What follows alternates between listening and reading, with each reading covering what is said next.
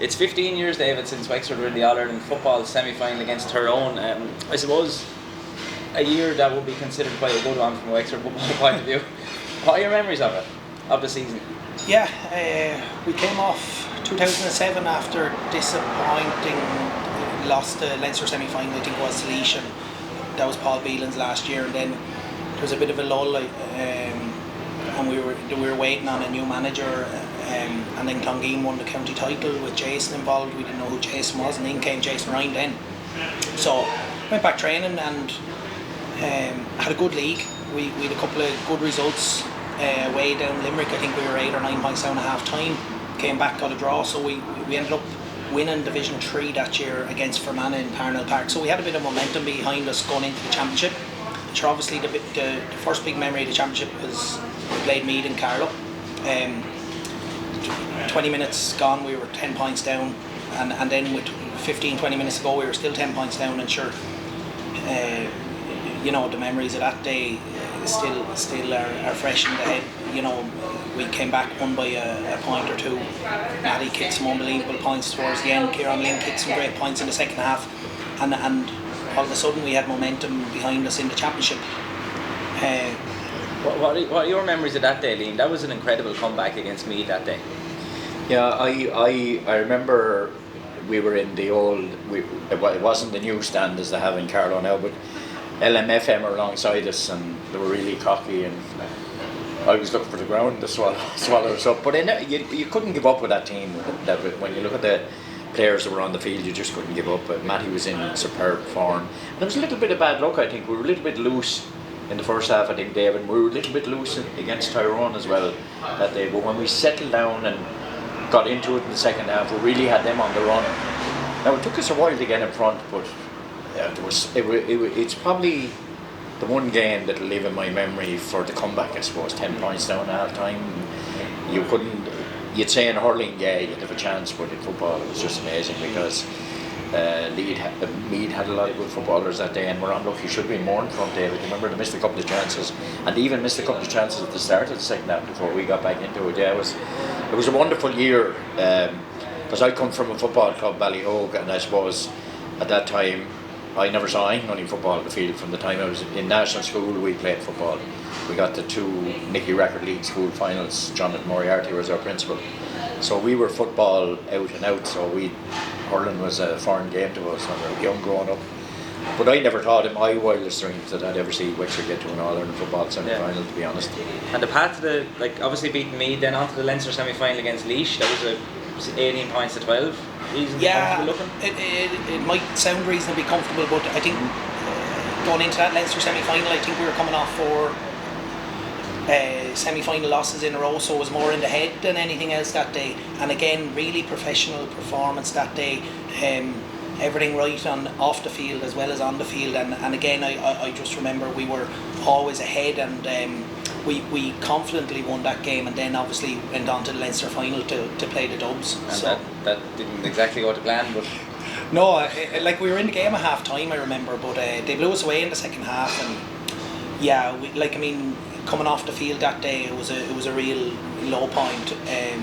We were, the game. I remember the game was live on telly, which wouldn't have happened too often with us back then. So it was an opportunity in that respect, and sure, the parade, blah blah blah. But it was a bad defeat. But I think it showed the character within the group. That I think it was. I'm not 100% sure, but I think it was a week later that we were up against Down in Croke Park in the last 12.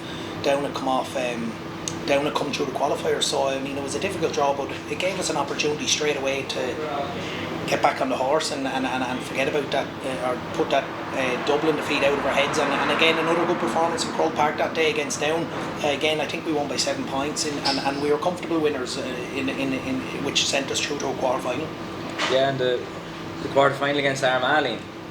Yeah, it was Francie Bellew's career was probably finished that day by Matty, I think. Yeah. He was on fire that day, but I think Dave will agree with me. Jason came in and he had the ability. He was a great man manager, wasn't he? Oh yeah. He had the ability to get guys get into their head. But I think the most important asset that he had was and his backroom team. They were able to get you to peak at the right time for a game. I think that's part of secret of management anyway. And I suppose Armagh, you know, I remember we had played Armagh, David. Do you remember when we got promoted to Division 1? Yeah. Remember we played Armagh in our first game up there in Cross Midland, and helicopters flying overhead. Yeah, 2004. That was a new experience for. Yeah, but I don't think that team was afraid of anybody that time, David. I think that Dublin performance was probably the worst performance we had that in that era. No, year. It's a fair comment because, like, I mean, Peter, in 2004, 2005, into 6 and 7, we were up in around Division 1. It was split into Division 1A and B at the time, but we were consistently playing the top teams and competing. So, to Liam's point, we wouldn't have necessarily feared anyone. I actually remember being on the golf course with Red and a few other lads at when the draw was made for the quarter final, and we got our man. It was probably, you know, we were familiar with our man. We wouldn't have feared them like if we had drawn a Kerry or a Mayo or something like that, because so we were confident going into that Armagh game, and I mean, they had won the All-Ireland obviously in 2002, I think, and had won a few Ulsters, but were probably on the way down at that time, that team, as opposed to being at their peak. And we were probably short, Peter, of a really good, that's not being critical of anybody, we're probably short of a really good midfielder, you know, if Louis Raptor had been younger. But it must have been brilliant playing centre back to know that you had 6 forwards up front that any county would have taken. You know, you had a fantastic outlet. You knew that they weren't hitting the ball into wasteland. You knew that there was. I know. Is that right, Ray? Yeah, no, for sure. No, the 6 forwards we had were exceptional. But, you know, obviously, I know you're not making a point about a weak midfield, but Eric Bradley and Bocky Doyle had a fantastic year that year. Eric Bradley was brilliant. You know, his driving runs, it's fantastic. And Bocky gave the ball in, you know, for Kieran Ling's goal against Tyrone. And then we had Rory Stafford coming off the bench as well, who was a huge impact sub in more ways than one, you know. But like, I mean, the memories of the Armagh game was again nearly, it was tight, it was nip and tuck the whole way, but again, Matty got the goal there towards the end, and the last 5 minutes of that game, and I genuinely mean this, probably the most enjoyable I can remember in a Wexford jersey, because we had them, I knew we had them. We were going to an All-Ireland semi, and it was a great feeling. Yeah. One thing I can remember during the Jason Ryan era, I'm not 100% sure whether it was 2008 or 9 or 10, but he trained in Mernagh quite a bit, so I would have seen a good few of your training sessions as a young lad, and I was kind of it really struck me of how professional the whole setup was. No, it's a fair point. I mean, we went around the grounds, and I mean, Mernagh, we trained in Rosslare a few times, and Jason just seemed to think outside the box in that respect, and he mentioned his backroom team, but like, I mean, 15 years on, Mick Casey is John Hegarty, in with John Hegarty at the moment, and Mick was a fantastic trainer back then as well, and you know, the players had a great rapport with him, and then sure, like, I mean, we had Dick Carty, well, he was prior to that, but Pat Barden and Seamus Kennelly, and you know, Ger Fox, Jason picked his men carefully, and you know, there was a great old camaraderie in the whole squad at the time, but professionalism, yeah, like, I mean, even for the league game, any championship game, you know, I know we've said it before, but you know, the prep he did on who you were marking, the opposition players, how they played, like, it probably went to another level that we hadn't been used to. And the final game of that particular year obviously was the All-Ireland semi-final, Wexford's first since 1945. What are your memories of it? It must have been a special time to walk out onto the field in front of such a crowd. I know what it was, and Tyrone brought a big following, but I'll always remember the Wexford following that day. Geez, they really rode in behind us, and the roar that was there. There was a huge Wexford crowd that that day, probably the biggest we played in front of. But no, fantastic. Look at good memories, tinged with a small bit of regret, I have to say, because now they outplayed us in the first half, maybe a bit of, you know, we were a little bit loose in the first half. We stood off them a little bit, which wasn't like that team. No, and probably a bit, you know, you don't like saying it, but probably maybe the occasion got to us a small bit, because Kerry Cork replay was on that day as well, so the place was packed and there was a lot going on. It was very warm. Tyrone had 2 All-Irelands in the previous 4 or 5 years. They were well experienced on that stage, but we were well behind the half time. But you know, once we got the goal, I think at one stage we got back to 2 or 3.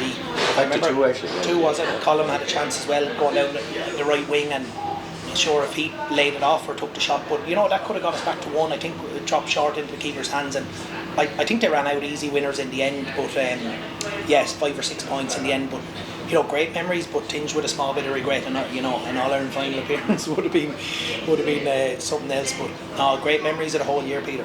And probably losing Matty at half time, and he came into the game as a doubt anyway.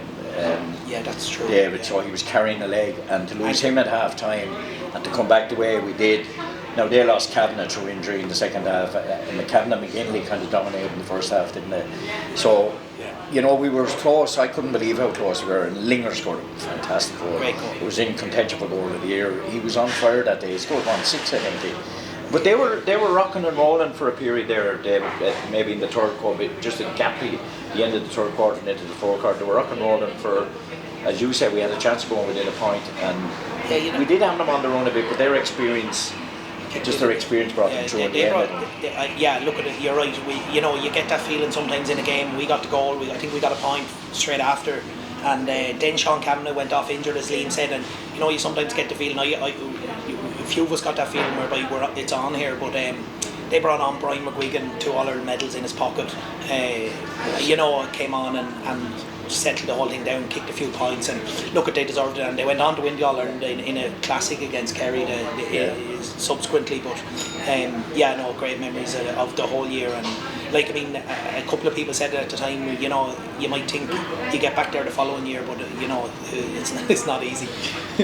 No, it certainly isn't easy, but it's certainly worth remembering the year that was in 2008. It certainly gave great pleasure to many people, including myself and Liam, to watch the likes of David and his colleagues on the field in Croke Park on the big days, and hopefully we'll be back there again before too long.